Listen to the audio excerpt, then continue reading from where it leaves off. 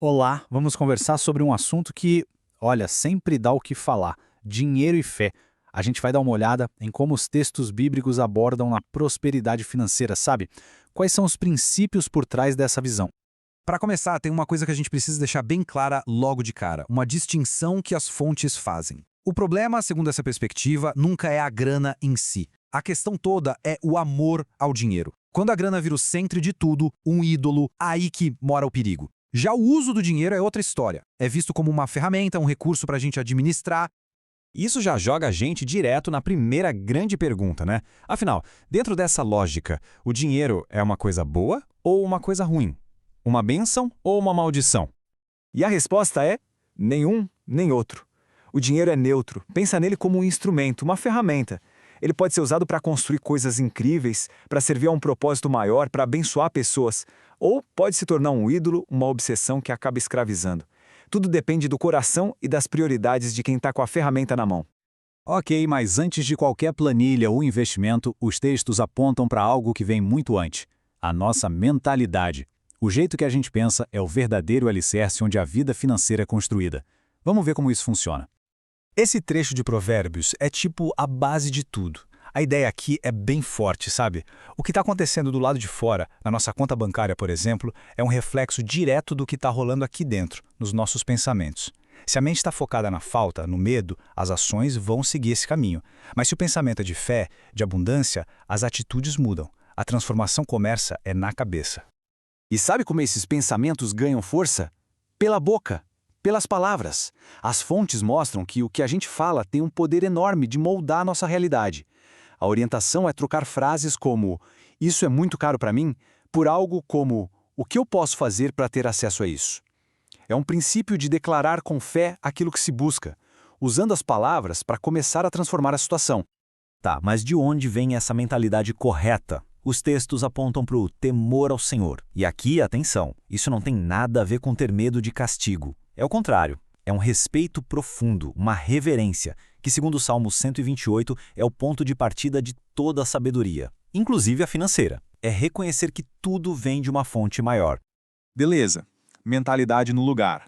E agora? Como é que a gente bota isso na prática? Qual é a estrutura de uma boa gestão financeira seguindo esses princípios?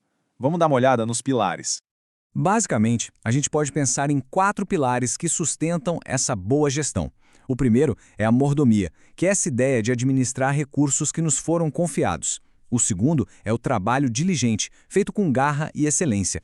Terceiro, planejamento e poupança, pensando lá na frente. E por último, a generosidade, que é vista como um princípio que abre portas. Vamos entrar em cada um deles.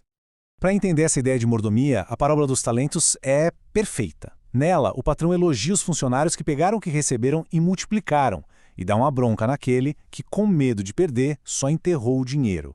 A lição é muito clara. A expectativa é que a gente multiplique, faça crescer os recursos que nos foram confiados e não que a gente fique paralisado pelo medo.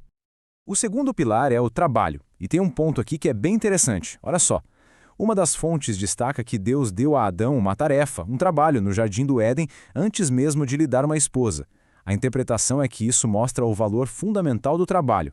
A prosperidade, nesse contexto, é vista como uma consequência natural de um esforço bem feito, com dedicação. E agora, planejamento. A história de José no Egito é um estudo de caso espetacular.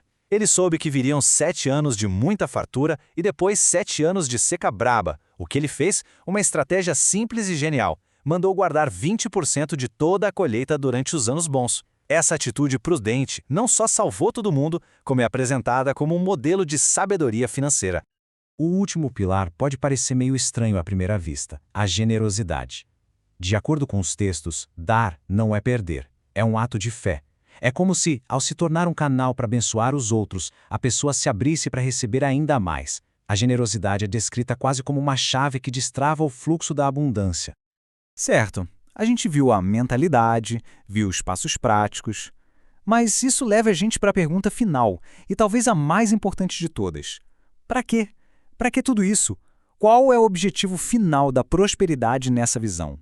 E para responder isso, olhar a palavra original em hebraico para prosperar, que é tsalar, muda tudo. O significado vai muito além de juntar dinheiro. Salar quer dizer cumprir o propósito para o qual foi enviado. Então, prosperar é ter sucesso na sua missão de vida, é ter os recursos que você precisa para realizar seu chamado. Isso muda totalmente a perspectiva, né? E assim, a gente fecha o ciclo. Voltando lá para o começo, para a ideia do dinheiro como ferramenta.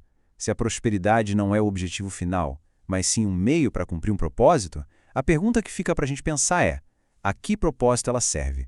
A resposta para essa pergunta, segundo as fontes, é o que realmente define tudo. Olá! Este conteúdo foi criado por Alex Rodson. Deixe seu like e compartilhe se gostar.